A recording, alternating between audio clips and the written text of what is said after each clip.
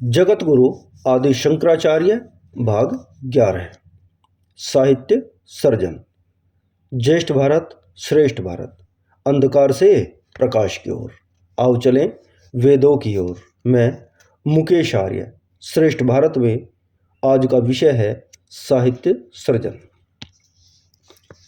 स्थूल निर्माणों की अपेक्षा विचार निर्माण का महत्व असंख्य गुना अधिक है। जनता का उच्च स्तरीय आध्यात्मिक, सामाजिक, राजनैतिक, नैतिक और आर्थिक आदि सभी क्षेत्रों का मार्गदर्शन वेद उपनिषदों में है, किंतु उनकी भाषा और व्याकरण काफी कठिन, गूढ़, रहस्यपूर्ण और जटिल भी हैं।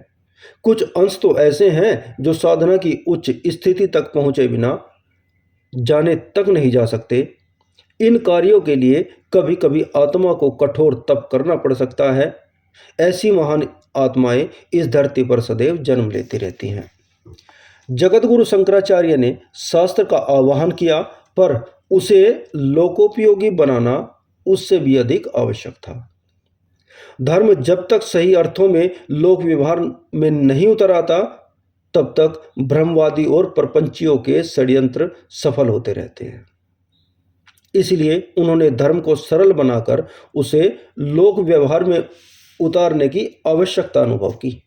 इसके लिए उन्होंने कठिन ग्रंथों की सरल भाषा में टीकाएं लिखनी शुरू की।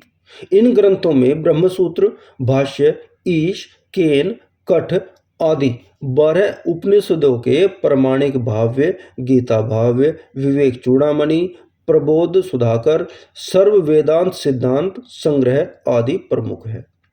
शंकराचार्य ने साधना, ज्ञान संचय के लिए स्वाध्याय एवं संगठन के कार्यों को पूरा किया।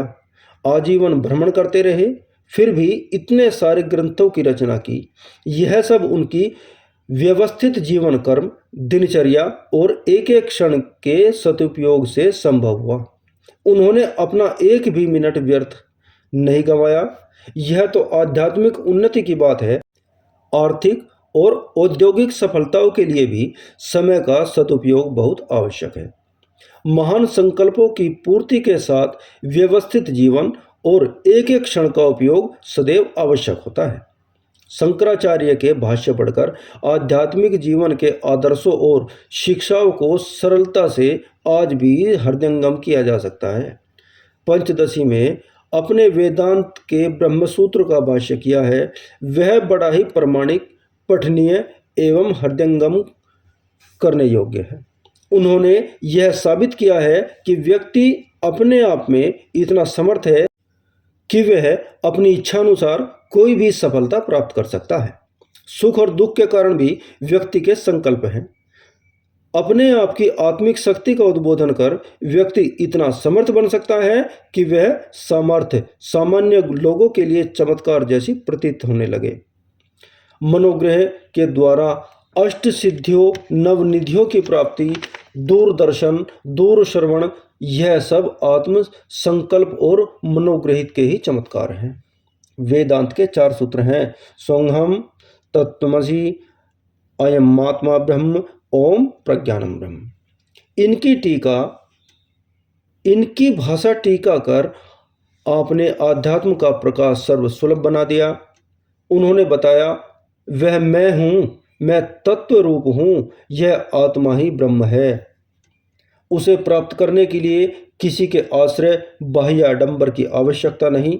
मनुष्य को अपने अंतःकरण में ही प्रकाश स्वरूप परमात्मा की तलाश करनी चाहिए। व्यक्ति जितना आत्म शक्तियों का चिंतन, अध्ययन और विश्लेषण करता चला जाएगा, उसकी आत्मशक्तियां और बौद्धिक प्रतिभाएं उतनी ही विकसित होती चली जाएंगी।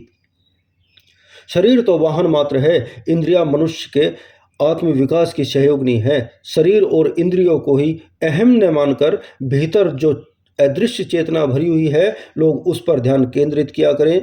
यह आध्यात्मिक गुणों तथा प्रेम, दया, करुणा, उदारता, क्षमा, सहिष्णुता, सर्मात्मीयता आदि जो आत्मा को संतोष, सुख, पुलक, प्रफुल्लता और शांति प्रदान करते हैं, वह विकास करने का प्रयत्न किया करें।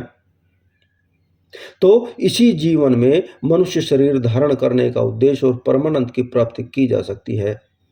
32 वर्ष की अवस्था में ही इन्होंने इतने सारे कार्य पूर्ण कर लिए। वे हमें इस बात की शिक्षा दे गए कि महान कार्यों के लिए कोई आयु निर्धारित नहीं है।